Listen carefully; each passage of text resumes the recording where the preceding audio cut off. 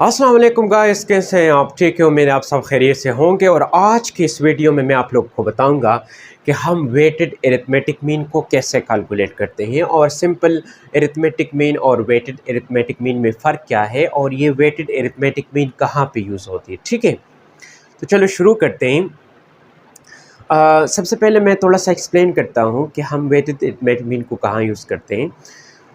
देखो, इससे पहले हमने जो लेक्चर्स किए उसमें हमने सिंपल एरिथमेटिक मीन को मुख्तलिफ़ तरीक़ों से फाइंड आउट किया। और अगर आप देख लें पिछले लेक्चर्स, तो उसमें हम जब simple arithmetic mean find out करते थे तो हम सारे ऑब्जर्वेशन को इक्वली ट्रीट करते थे। ठीक है, लेकिन अगर हम कॉमन लाइफ में देखें तो सारी चीज़ें इक्वल नहीं होती।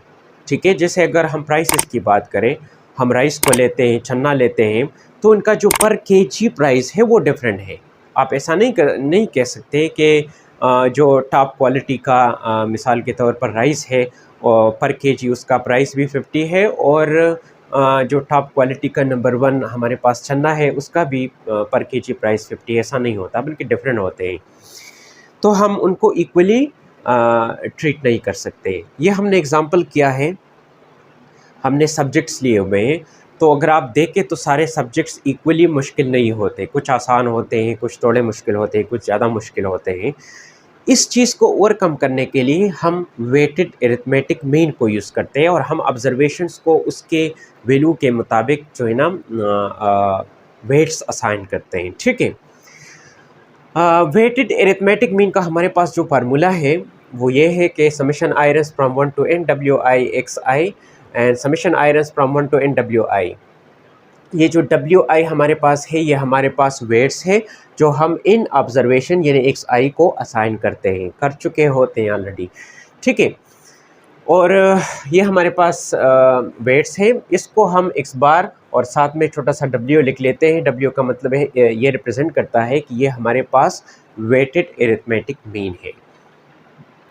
अब एग्जांपल की तरफ जाते हैं। ये हमारे पास एग्जांपल है, a candidate got 73% marks in English, 82% marks in maths, 57% marks in chemistry, 62% marks in physics and 60% marks in Urdu.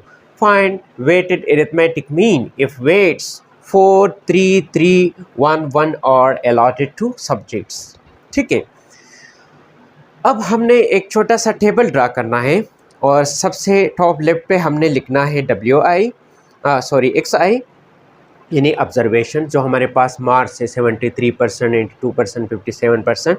ठीक है, ये हमने मार्क्स लिखने हैं। दूसरे कॉलम में हमने WI जो वेट्स हमें दिए गए हैं ये वेट्स हमने लिखने हैं। ठीक है सारे। और थर्ड हमारे पास जो कॉलम होगा वो इन दोनों का मल्टीप्लिकेशन से आता होगा।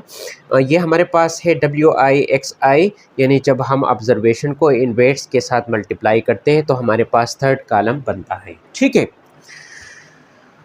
अब ये हम क्यों करते हैं? क्योंकि ये हमें फार्मूले में रिक्वायर्ड है। समेशन इसका टोटल यहाँ पे लिखना है क्योंकि हमें ये रिक्वायर्ड है, और SWI का टोटल हमने यहाँ पे लिखना है। ठीक है, तो इसको जब हम टोटल करते हैं, सम अप करते हैं, तो हमारे पास इसका टोटल आता है 831 और इसका हमारे पास टोटल आता है 12। अब इन वैल्यूज़ को उठाओ और इस फार्मूले में डाल दो। ठीक है, जब हम इसको इस फार्मूले में डालते हैं तो हमारे पास ये आता है 31 डिवाइडेड बाई 12। इसको इस पे डिवाइड करें तो हमारे पास आता है 69.25% मार्क्स, यानी जो स्टूडेंट है उसने 69.25% मार्क्स ऑन एवरेज लिए हुए हैं। ठीक है, उम्मीद है आप लोगों को ये वीडियो पसंद आई होगी। अगर इस टॉपिक से रिलेटेड कोई भी प्रॉब्लम है तो आप मुझे कमेंट कर सकते हैं। वीडियो को लाइक कीजिएगा, शेयर कीजिएगा और हमारे यूट्यूब चैनल को सब्सक्राइब कीजिएगा। Thank you so much.